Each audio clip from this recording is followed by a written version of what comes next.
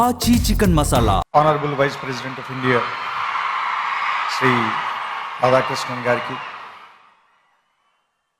Andhra Pradesh governor Shri Abdul Nazeer గారికి, మాన్య ముఖ్యమంత్రి వర్యులు నారా చంద్రబాబు నాయుడు గారికి,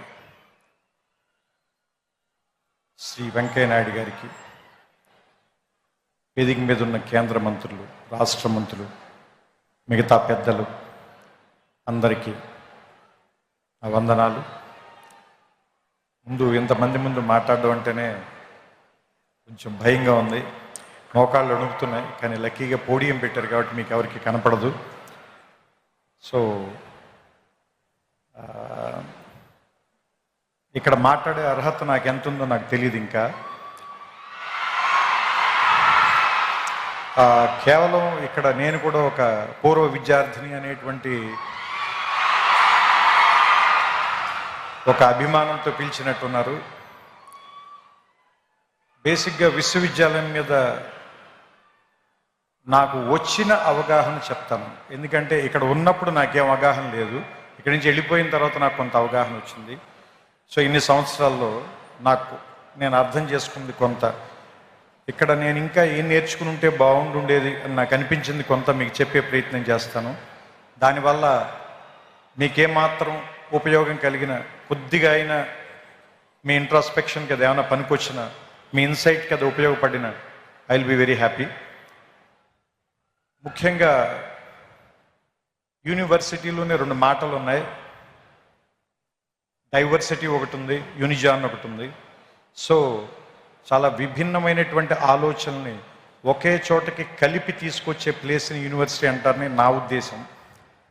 సో ఇక్కడ చెప్పడం కంటే కూడా మీరు నేర్చుకోవటం మీద ఎక్కువ ఆధారపడి ఉంటుంది. ఎందుకంటే నాకు సంబంధించినంత వరకు విద్య అంటే ఎక్కడో ఉన్నదాన్ని, లేదంటే మీకు కనబడం దాన్ని మీకు తీసుకొచ్చి ఇక్కడ నేర్పించడం కాదు.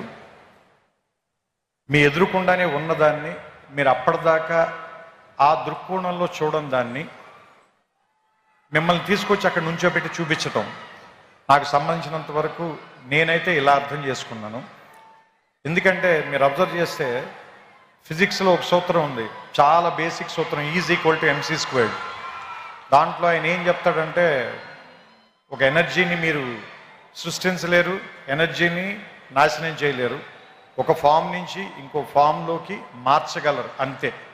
అట్లాగే ఇది మీరు అన్నిటికీ అప్లై చేయండి. మనం పుట్టక ముందు నుంచి నేచర్ ఉంది, మనం వెళ్ళిపోయిన తర్వాత కూడా ఇది ఇలాగే ఉంటుంది.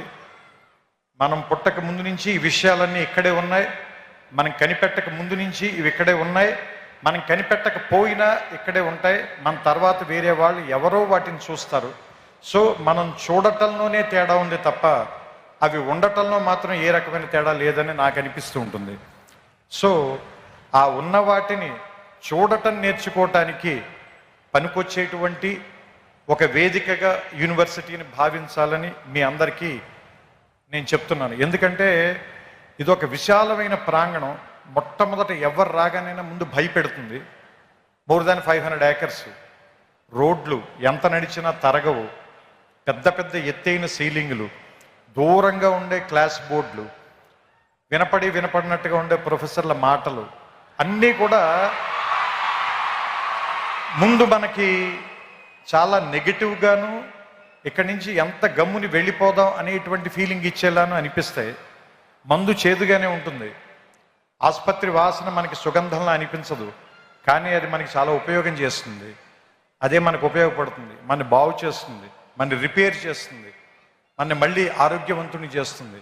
అలాగే ఈ ప్రాంతం కూడా మొదట మనని భయపెడుతుంది, కానీ దీన్ని అలవాటు చేసుకోండి, దీన్ని అవగాహనలోకి తెచ్చుకోండి. ఎందుకంటే మనమందరం వేరే వేరే కల్చర్స్ నుంచి, వేరే వేరే ప్రాంతాల నుంచి వస్తాం.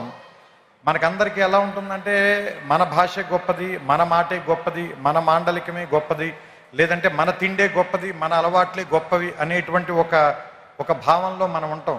ఇక్కడికి వచ్చిన తర్వాత వేరే విషయాలను కూడా యాక్సెప్ట్ చేయటం అనేటువంటిది నేర్పటానికే ఈ ప్లేస్ ఉంది. అందుకే దాదాపుగా మోర్ దాన్ 130 కంట్రీస్ నుంచి ఇక్కడికి ఎందుకు జనాన్ని పిలిపిస్తారు, వాళ్ళందరికీ కూడా ఎందుకు ఈ ప్రోగ్రాంలు పెడతారు, వాళ్ళందరినీ కూడా ఇక్కడికి ఎందుకు కలుపుతారు అంటే, ఫస్ట్ అందరినీ కలవటం మూలంగా మీకు చాలా విషయాల మీద మీకుండేటువంటి ఆలోచనలో మార్పు వస్తుంది. కాబట్టి కలవడం మూలంగానే గెలవడం అనేది జరుగుతుంది ఏ మనిషికైనా సరే. సో నేను ముగించే ముందుగా ఒకే ఒక మాట చెప్తాను. ఈ ఆంధ్ర యూనివర్సిటీ సింబల్లోనే ఉంటుంది, తేజస్వినా వధీతమస్తు మా విద్విషామహే అని.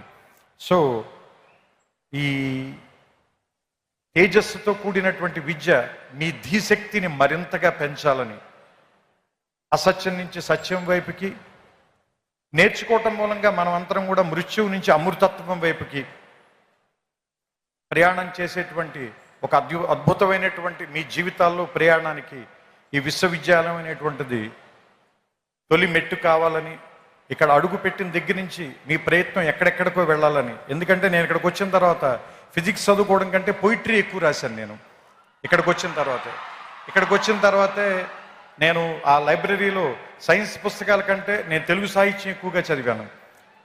సో నాకు ఏదో రకంగా ఈ విశ్వవిద్యాలయం ఒక విషయం నేర్పింది.